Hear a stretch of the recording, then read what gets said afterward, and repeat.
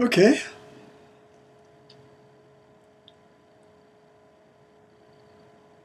It does my heart a lot of good to get on into the meat of the book here. Start to.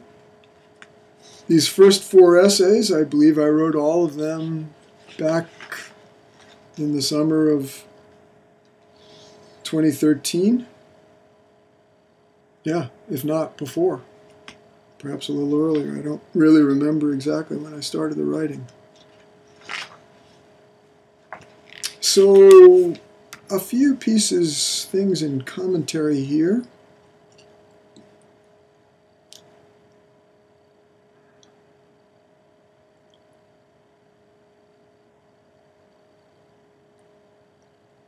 And I'll probably wind up skipping around a bit. I don't have a plan. As you may have noticed, I didn't know even how many I would read or whether I would comment in the midst, but for today anyway.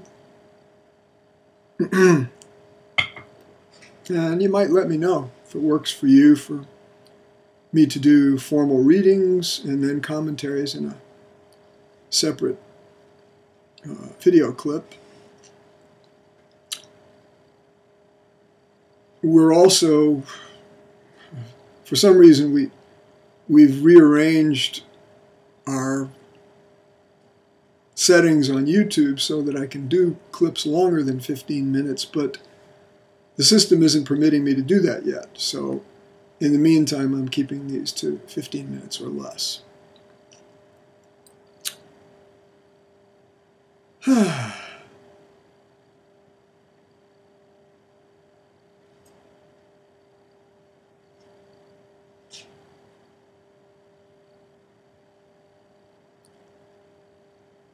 Well,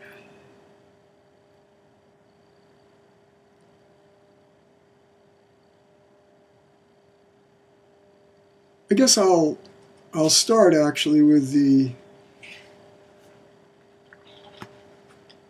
some of what I said in the 3rd essay here.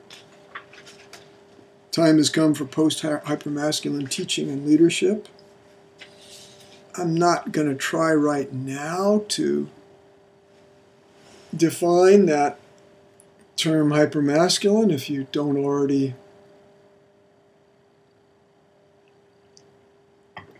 understand what I mean by it, or what makes this condition that I call the spirit-matter split. Why would I use that phrase synonymously with hypermasculine, or hypermasculine dissociation is the full phrase I have for it. You know, what about masculinity or hypermasculinity makes it more split than femininity? Well, we will get into that, as I promised in the essay.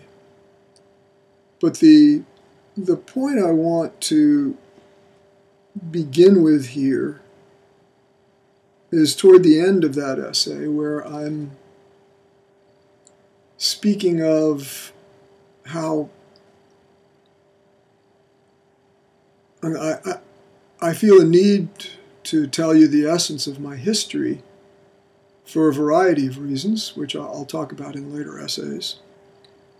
One of them is what I mention here, and that is, for many years I've deliberately held back the force of who I know myself to be. I've understated and often hidden the most central essence of what I know I am being and doing in and for the heart of all humankind and all sentient beings, and all that is in the deeper mystery of life. What can be said to be inanimate? That's probably another discussion, so I won't linger there. But it's become evident to me over time, though I knew I was holding back from the kind of statements of my role, my activity as an activator and a convener, as I said elsewhere there. Not in this essay, so it's one of the other ones. In one of the other ones. I've known that I was doing that. I've known why I was doing that. A lot of why I was doing that is that, as I mentioned here, the word guru has been a four-letter word. It's so suspicious to people. And it's not that I was falsifying my presence. I simply was not speaking and making a major fundamental point of things that I am making the fundamental major point of in these communications. The sun in your heart is rising. We share one and only heart. The sunness of it and the heartness of it actually aren't different. The spiritness and the matterness of it, of our nature, of all nature, of what is, aren't fundamentally different. They are, in the great ancient venerable language of Sanskrit from the East, they are advaita, non-divided. That word dvaita is same as from which division comes through the various linguistic historical currents.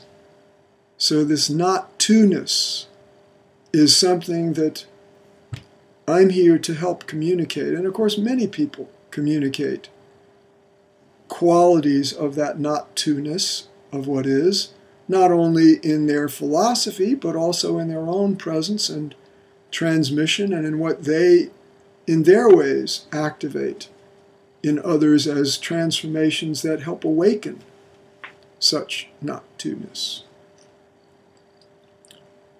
I have a particular role in all this, and in some ways I've been holding back on speaking that, and a big piece of what I've been holding back on is giving voice to that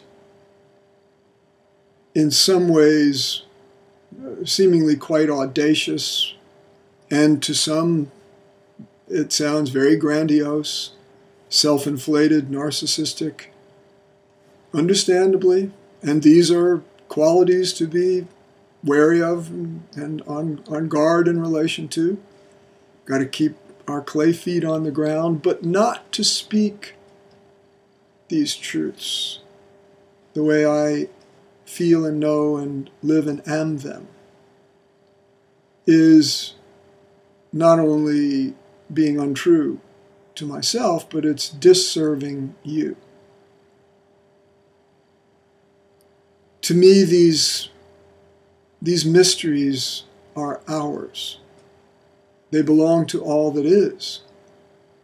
But I can activate and help convey them to fellow human beings in ways that I'm not at liberty to do, say with Linda's and my cat Hercules.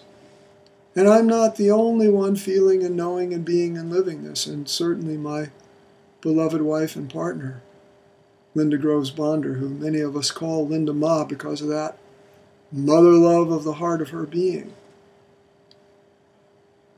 She wouldn't necessarily say it the same way, but she and I are living it in a fundamentally similar manner, though we're very different in our unique particulars, as the original essay here speaks about. A great sameness that coincides with our unique, distinct, and in so many ways quite separate adventures in our disparate worlds. So it's my calling, my necessity to proclaim this great sameness and to not hold back from saying to you that most of what I feel is my contribution, as I said in the introduction, which I shared in an earlier session, most of my contribution, it seems to me, is very much focused in how I am serving by being. How just by feeling, knowing, being, and living as the conscious Son, the one and only Son in the one and only heart of all the hearts of all sentient beings and all that is. I propose that to feel and know and live this, to be this, is simply to acknowledge a fact of nature that, however, for most of us is yet latent. We are not yet self-aware with the kind of confidence, the fidelity with, con fides, from the Latin.